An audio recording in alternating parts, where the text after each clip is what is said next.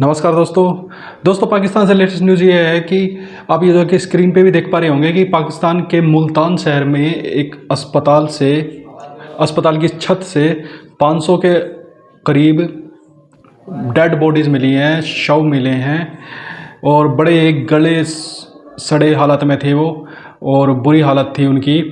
तो उसी के ऊपर आज की बातचीत है जो कि आरजू काजमी जी और उनके ही पाकिस्तान के एक रिपोर्टर के साथ में उनकी बातचीत है उसके बारे में है। और पाकिस्तान के हालात काफ़ी बुरे हो चुके हैं जिसे देखकर भी काफ़ी दया सी आती है। तो आइए पहले ये वीडियो देख लेते हैं। तो लेट्स स्टार्ट अ वीडियो। की पीटीआई की वो स्ट्रेटजी है वो बहुत मास्टरली उन्होंने किया है, कमाल। पाकिस्तान तहरीक इंसाफ मतलब है कि ये आपने ये तो होता है कि कोई आपने यानी एडवर्टाइजिंग फर्म हो या प्रमोट करने वाले लोग हो, वो ये तो कर सकते हैं कि आपने मिसाल के तौर पे कोई एक सड़क बनाई है तो वो उसको 2 करके बता दें, 3 करके बता दें, एक ही सड़क की 4 मुख्तलिफ तस्वीरें लेके कर दें, ये तो कर सकते हैं। लेकिन सड़क बनाई ही नहीं है सिरे से और उसको प्रमोट कर देना ये पीटीआई और इमरान खान। मैंने सड़क बनाई नहीं, उसके पैसे ही नहीं है सिरे से, कुछ नाकामियों को कामयाबी में बदल दिया। यानी एक तुर्की का ड्रामा दिखा के उर्दू में तर्जुमा करके वो खुद बन के सामने खड़ा हो गया कि मैं हूं। तो ये जो मीडिया, अच्छा अब इन लोगों ने जो काम किया है साल हा साल, उससे जैसे मैंने गुजारिश की, लोग मुतासिर हो चुके हैं। उन लोगों के जज्बा हुब्बुल वतनी यानी वो अपने वतन की मोहब्बत में ये सब कर रहे हैं जो वो करने पे तैयार हैं। आपने देखा कि मालूम था कि इमरान खान ने ये जो हम वोट देने जा रहे हैं, इसने ये सीट छोड़ देनी। उसके बावजूद उन्होंने उसको जिता दिया। पागल लोग हैं, पीछे चल रहे हैं वेव। अच्छा, अब अनफॉर्चुनेटली जब ये एस्टैब्लिशमेंट ने वेव खड़ी कर दी, मुल्क की तबाही हो गई, बेड़ा गर्क हो गया। ये लोग अरबपति खरबपति हो गए चंद लोग, लेकिन बाकी तमाम बेड़ा गर्क हो गया। तो अब ये उसी अवामी वेव के खिलाफ जो इन्होंने खुद खड़ी की है, जो इन्होंने खुद खड़ी की है, हम जैसे तो तब भी रो रहे थे और इनकी गालियां खा रहे थे, इनकी ब्रिगेड की गालियां खा रहे थे। अच्छा, अब ये उसके खिलाफ हो चुके हैं, नई वेव के खिलाफ, अपनी ही कौम के खिलाफ एक दफा फिर। तो इसका नतीजा देखना पड़ेगा कि ये अब ये 1979 तो नहीं है। भुट्टो को आपने फांसी पे चढ़ा दिया। अच्छा, अब इसको अगर आप वैसे हटाएंगे जैसे बेबी बेनजीर के साथ हुआ है तो एक बहुत बड़ा तूफान आएगा, पता नहीं क्या उसका नतीजा निकलेगा। समर्थक ही बहुत ज्यादा हो गए उसके। तीसरा तरीका वही है कि लोगों में मतलब जाके मारें और एक एंटी प्रोपेगेंडा मुहिम शुरू करवाएं। वो अब उतने ही साल लगेंगे लोगों को तस्लीम करते हुए, बाज लाखों लोग तो मानेंगे ही नहीं, उनकी जिंदगियां अब गुजर जाएंगी इमरान खान को देवता मान रहे हैं उसको। बिल्कुल इंडिया के लिए तो अच्छा है। इंतहाई अफसोसनाक है ये हो रहा है। अच्छा, लेकिन हमारे जो मसाइल हैं आरजू, वो इससे बहुत आगे बढ़ चुके हैं। अख्तर मैंगल की जो आज तकरीर है जो उसने ऐवान में की है, सुनने से ताल्लुक रखती है, उससे ज्यादा खुलकर बात नहीं हो सकती। यानी उसने यहां तक कह दिया कि बंगाली, मशरकी पाकिस्तान में जो बंगाली थे वो तादाद में हमसे बहुत ज्यादा थे, इसलिए उन्होंने आजादी ले ली। हम तादाद में कम है, हम क्या करें। अच्छा, वो तकरीर सुने, मैं उसके अल्फाज नहीं दोहराना चाहता, दिल दहला देने वाली तकरीर है, हर पाकिस्तानी को सुननी चाहिए। अब ये अलग बात है, उसका असर कुछ नहीं होना, बाकी बलूचिस्तान का है अख्तर पाकिस्तान आठवीं रियासत है, लेकिन ये मसले वहां हैं। अच्छा, सवात में लोगों ने जो निकल के कहा है, अगर आपको मतलब है कि जो पश्तो से वाकिफ हैं वो यूट्यूब और टिकटॉक पे जरा निकाल के सुने कि सवात में लोग क्या कहते हैं। अच्छा, पेशावर का मामला यह है कि वहां आतिफ खान जो वजीर है उसको तालिबान का लेटर चला जाता है कि 80 लाख रुपए। ये तालिबान वही है जिनको इमरान खान कहता था कि गुलामी, तालिबान पैसे मांग रहे हैं। अच्छा, उन्होंने गुलामी की जंजीरें तोड़ दी और आ गए, ये तो वेलकम करो फिरौती। अच्छा 80 लाख रुपए का भत्ता मांगा है। वजह उसकी यह है कि शुरुआत वहां से इसलिए हुई है कि अगर पीटीआई जो तालिबान की वकील है, जो तालिबान को कहता है गुलामी की जंजीरें तोड़ दी, उस पीटीआई के वजीर को जब 80 लाख रुपए का भत्ता, अच्छा वो भत्ता तो बेसिकली यहाँ पर मैं कह रहे हैं ना, वो तो नहीं कहते, वो तो कहते हैं कि हम इस्लाम की खिदमत कर रहे हैं, पैसा दो। इस्लाम के नाम पर लेते हैं। तो वो 80 लाख आतिफ खान को भेजने का मतलब ये है कि फिर बाकी कौन बचेगा? अगर पीटीआई की हुकूमत के अपने वजीर को चला गया है तो बाकी किसकी फिर क्या है इसमें? लेकिन वो तो दे रहे पहले से, पीटीआई वाले तो पहले से भत्ता दे रहे हैं और मान भी रहे हैं इस बात को। तो ये हमारे असल मामला देखें ना कि ये हैं। अच्छा, अब आप जब ये देखें कि पख्तूनख्वा पे प्रैक्टिकली रिट खत्म हो चुकी है, सवात में लोग निकल के जो बातें कर रहे हैं वो सुन लीजिए, अख्तर मेंगल ने आज क्या कहा है वो भी सुन लीजिए, मोहसिन दावड़ ने क्या कहा है वो भी सुन लीजिए। तो उसके बाद तो अगर कोई होशमंद आदमी हो पाकिस्तान में रहता हुआ तो उस यानी मीडिया का या गुफ्तगू का मौजू कोई और होता ही ना, हो सकता ही नहीं है। लेकिन यहाँ पे मैं आपसे ये रिक्वेस्ट जरूर करूंगी, क्योंकि हर कोई जो है वो सर्च नहीं कर पाएगा सरदार अख्तर खान मेंगल साहब की स्पीच को, कि अगर आप एक दो लाइंस बता सकें कि उन्होंने क्या कहा है, क्योंकि जी उन्होंने मातम किया है जी। उन्होंने कहा है कि ये मुल्तान में ये जो निश्तर अस्पताल से लाशें मिली हैं, इन लाशों का डीएनए कराने की इजाजत दो, मालूम हो कि ये हमारे बलोच इसमें कितने हैं जिनकी लाशों को फेंका हुआ बलूचिस्तान के था, बंदों को मार के हॉस्पिटल की छत पे फेंक दिया था। हवाले कर दो बेहुरमती के बाद, ताकि उनके लवाकीन को सब्र तो मिल जाए। उसने कहा कि आपने कहते हैं कि ये मेडिकल स्टूडेंट्स के लिए आपने तजुर्बे के लिए लाशें रखी हुई थी, उन्होंने लाशों ने कपड़े पहने हुए थे, वो लाशों ने मतलब है सलवार कमीजें वगैरह पहनी हुई थी। ये कौन से ऐसे टेस्ट होते हैं?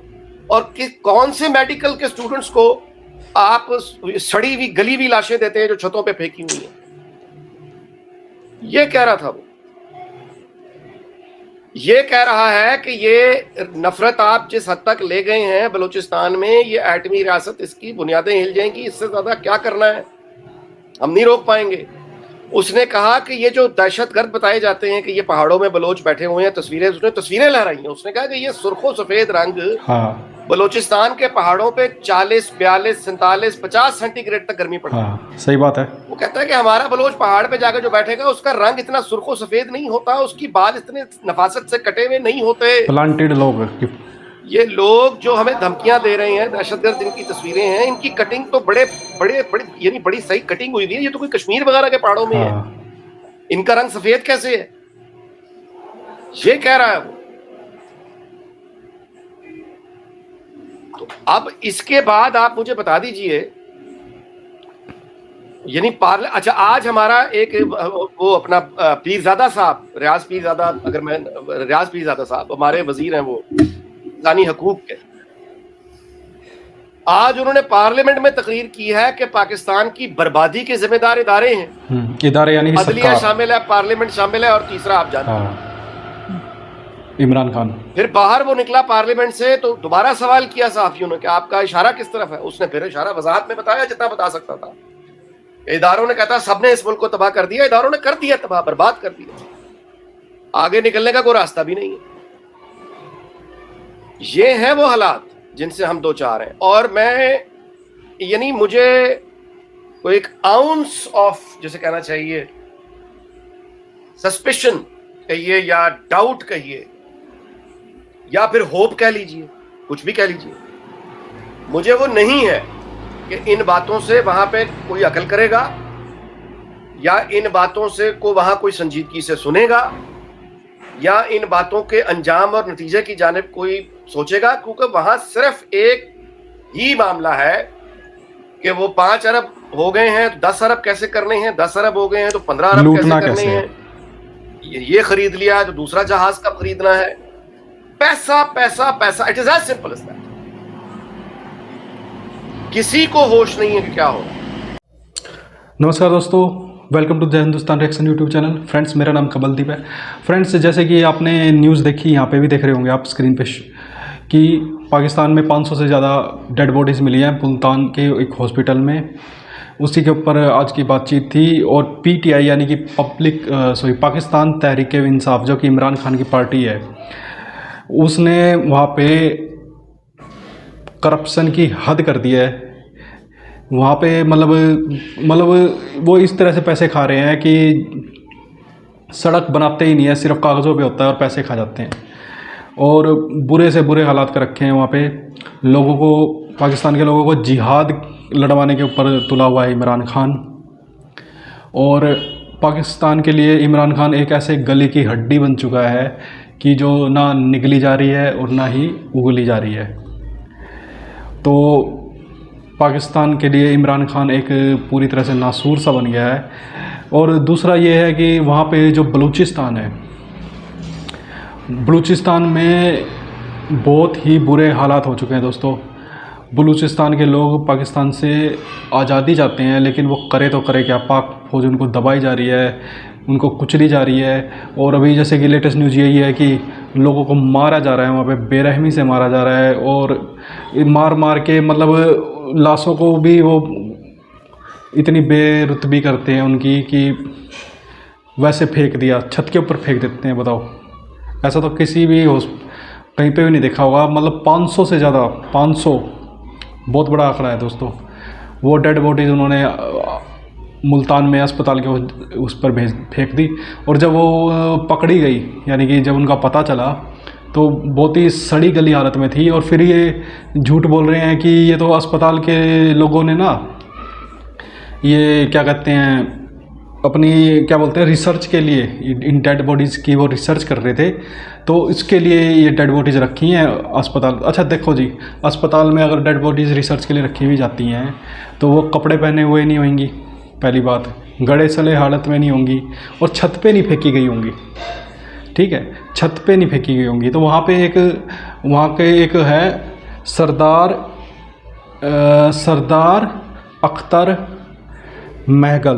अख्तर महगल हैं। उन्होंने बड़े मतलब बयान दिए हैं वहाँ पे, बहुत ही, और मतलब उनके दिल से निकले हैं वो बयान।